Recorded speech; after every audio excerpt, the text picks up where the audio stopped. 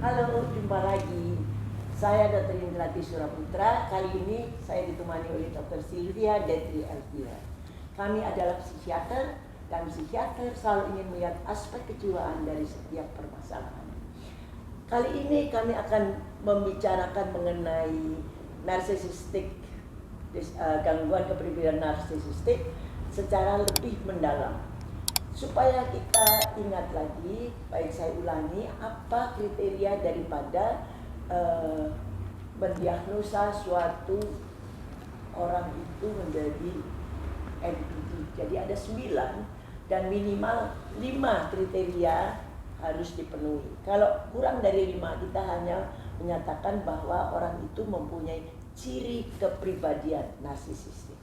Nah, sekarang saya ingatkan kembali, 9 itu adalah yang nomor 1, merasa diri hebat dan penting. Jadi membesar-besarkan keberhasilannya, mengharap untuk dihargai sebagai orang yang hebat, sebagai orang yang superior, meskipun faktanya tidak sesuai dengan pencapaiannya itu. Yang kedua, karena tidak sesuai dengan fakta, jadi orang ini hidup dalam fantasi tentang kesuksesannya yang luar biasa, kehebatannya, bahkan kadang-kadang kecantikannya ataupun tentang cintanya yang ideal. Dan orang ini percaya bahwa dia adalah orang yang spesial dan unik, sehingga dia merasa perlu untuk dimengerti dengan keunikannya itu untuk mendapatkan suatu perlakuan yang spesial atau khusus untuk dia. Dan kalau ini tidak didapatkan, maka dia akan merasa sangat kecewa. Kemudian juga dia percaya bahwa dia orang yang spesial, yang bisa dimengerti oleh orang-orang yang berstatus tinggi seperti dia. Oleh karena itu, orang-orang ini memerlukan sanjungan yang terus-menerus. Dan kemudian dia memanfaatkan orang lain untuk apa yang diinginkan. Artinya dia memanipulasi, juga dia eksploitasi. Yang penting dia tidak mampu untuk berempati. Terus dia juga selalu iri kepada orang lain kesuksesannya, karena dia merasa bahwa yang harus sukses itu adalah dirinya. Jadi orang lain itu sebetulnya adalah tidak berhak melebihi dia, ya. Kemudian orang ini karena kita lihat mempunyai superiority kompleks, maka tentu saja sikapnya adalah arogan dan sombong, ya. Jadi itu 9 kriteria dari seorang NPD. Nah, sekarang kita akan membahas dengan Dr. Sylvia bagaimana kalau seorang yang NPD itu terlibat di dalam suatu relationship, ya, hubungan yang erat dengan partnernya, apakah itu suami istri, apakah itu pacar, ya, ataukah dalam hubungan keluarga. Tapi yang jelas orang NPD itu selalu menyebabkan suatu hubungan yang toksik dengan pasangannya atau orang-orang di sekitarnya, ya, yang menyebabkan suatu emotional abuse. Mungkin Dr. Sylvia bisa menjelaskan apa yang disebut dengan emotional abuse itu. Iya, terima kasih Dr. In. Jadi para pemirsa, emotional abuse itu sebetulnya ada 2 macam. Yang pertama, abuse itu adalah pelecehan, ya, perilaku yang membuat orang jadi tidak nyaman. Emosinya, perilakunya, ya. Tapi ada juga yang seolah-olah tidak, jadi subtle, ya, namanya. Artinya secara halus seolah-olah dia tidak melakukan abuse, tetapi secara tidak disadari mula-mula oleh pasangannya ternyata dia juga melakukan abuse, ya. Jadi kalau berarti ada yang nyata, Dr. In, ada yang jelas terang-terangan, tapi ada juga yang seolah-olah tidak, gitu. Jadi ada yang misalnya verbal mengkritik, ya, terus merendahkan, ya. Kalau yang jelas-jelas itu ya itu tadi mengkritik, ya, merendahkan kata-katanya, lalu bisa juga dari perilaku motorik. Jadi nendang pintu, Ya, kelihatan terus ya. seperti itu, Tapi kalau yang sabte gebrak paling meja. dia ngediemin gitu kan ya. Kalau yang sabte, misalnya silent treatment atau apa ya, tidak menghargai, udah apa nggak ngajak ngomong berhari-hari, bahkan mungkin seminggu atau lebih gitu ya, seperti itu. Jadi emotional abuse itu sesuatu yang dirasakan oleh pasangannya sebagai sesuatu yang membuat jadi tidak nyaman, membuat jadi sedih, membuat jadi salah tingkah, sampai akhirnya lama-lama si korban atau si pasangan yang menjadi korban itu merasa bingung terhadap diri sendiri.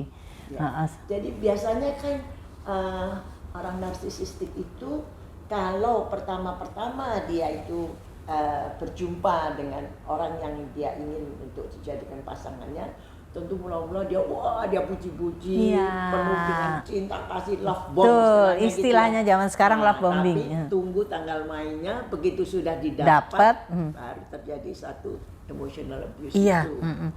Jadi semuanya harus sesuai dengan apa yang ada di dalam fantasi orang tersebut.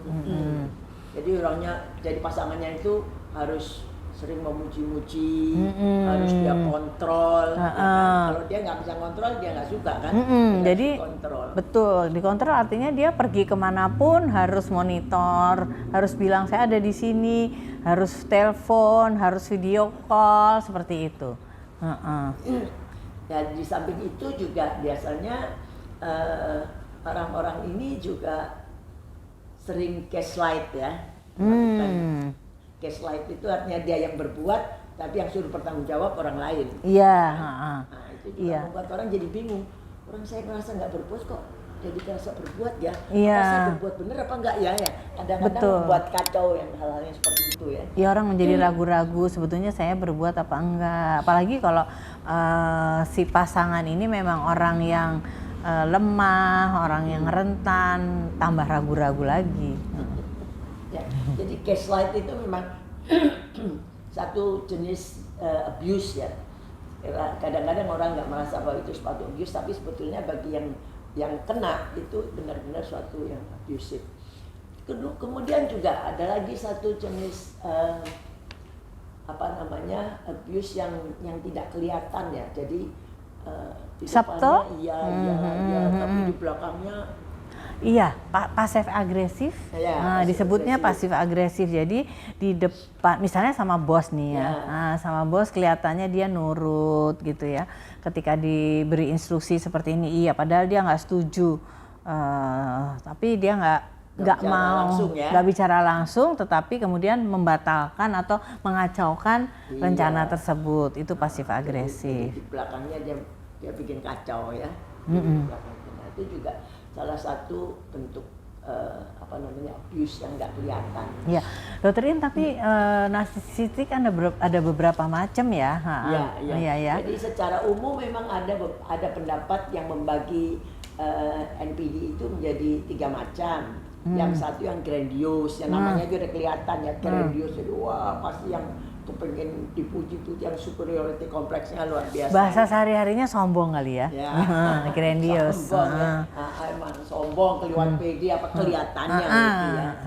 Terus yang kedua seperti yang mereka sebut covert kan, yang subtle, tidak kelihatan, seolah-olah tidak. Kelihatannya orangnya itu pendiam, introvert. Kalau ini kan wah dia banyak menceritakan kesuksesan. Ini kan enggak, pendiam, anxiety-nya kelihatan agak tinggi, itu yang covert. Yang ketiga yang paling parah, yang paling susah berobat, itu yang dibilang malignant NPD. Malignant itu jadi superiority-nya lebih, manipulasinya lebih, semuanya lebih, ditambah sedikit ada warna-warna di sosial, antisosial.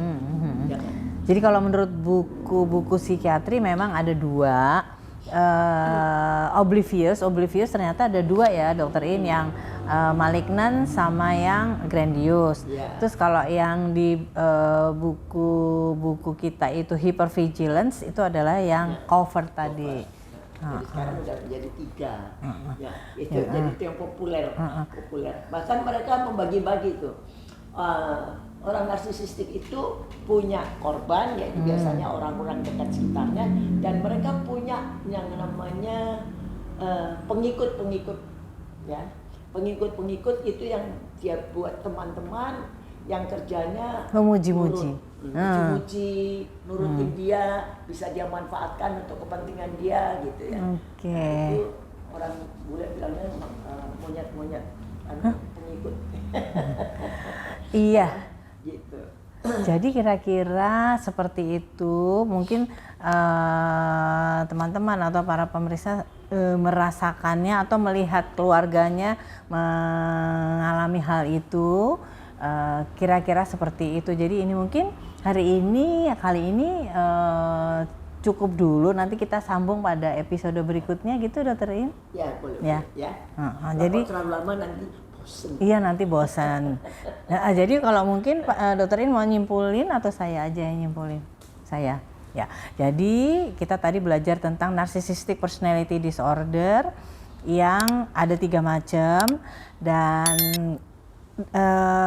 akibat dari seseorang yang mengalami gangguan kepribadian narsisistik atau disebut NPD itu menyebabkan emotional abuse. Artinya kalau dalam suatu hubungan, baik hubungan perkawinan atau pacaran, membuat pasangannya menjadi menderita baik secara emosi maupun secara seolah-olah tidak, ya, subtle gitu, seperti itu. Ya, jadi bagaimana cara mengatasinya dan bagaimana sikap kita sebaiknya nanti akan kita lanjutkan pada episode berikutnya. Terima kasih.